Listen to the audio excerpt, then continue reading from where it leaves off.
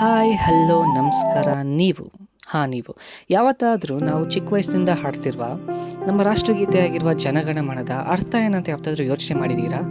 ಜನವರಿ 26ಕ್ಕೆ ಅಥವಾ ಆಗಸ್ಟ್ 15ರಂದು ಅಥವಾ ಪ್ರತಿ ಸ್ಕೂಲ್ ಅಸೆಂಬ್ಲಿಯಲ್ಲಿ ದೇಶಭಕ್ತಿಯಿಂದ, ದೇಶಪ್ರೇಮದಿಂದ ಹೆಚ್ಚು ಕಡಿಮೆ 1,000 ಸಲ ಹಾಡಿರ್ತೀವಿ.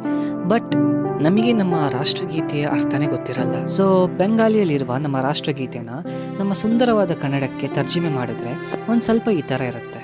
ಜನಸಮೂಹದ ಮನದಲ್ಲಿರುವ ನಾಯಕನೇ, ನಿಮಗೆ ಜಯವಾಗಲಿ, ಭಾರತದ ಭಾಗ್ಯದ ವಿಧಾತನೇ. ಪಂಜಾಬ್, ಸಿಂಧ್, ಗುಜರಾತ್, ಮಹಾರಾಷ್ಟ್ರ, ದ್ರಾವಿಡ ಅಂದರೆ ದಕ್ಷಿಣ ಭಾರತ, ಉತ್ಕಲ ಅಂದರೆ ಒಡಿಶಾ, ಬಂಗಾಳ, ವಿಂಧ್ಯ ಹಾಗೂ ಹಿಮಾಲಯ ಪರ್ವತಗಳು, ಯಮುನಾ ಹಾಗೂ ಗಂಗಾ ನದಿಗಳು, ಉಕ್ಕಿ ಹರಿಯುವ ಸಮುದ್ರ ತಿರಂಗದ ಅಲೆಗಳು ನಿಮ್ಮ ಶುಭವಾದ ನಾಮವನ್ನು ಎತ್ತಿ ಹಿಡಿಯುತ್ತಾ, ನಿಮ್ಮ ಶುಭವಾದ ಆಶೀರ್ವಾದವನ್ನು ಕೇಳುತ್ತಾ ನಿಮ್ಮ ಜಯಗೀತೆಯನ್ನು ಹಾಡುತ್ತವೆ.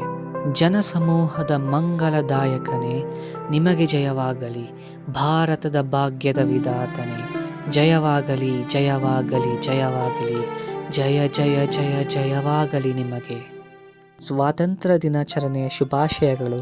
Wishing you all a very happy Independence Day. ಜೈ ಹಿಂದ್.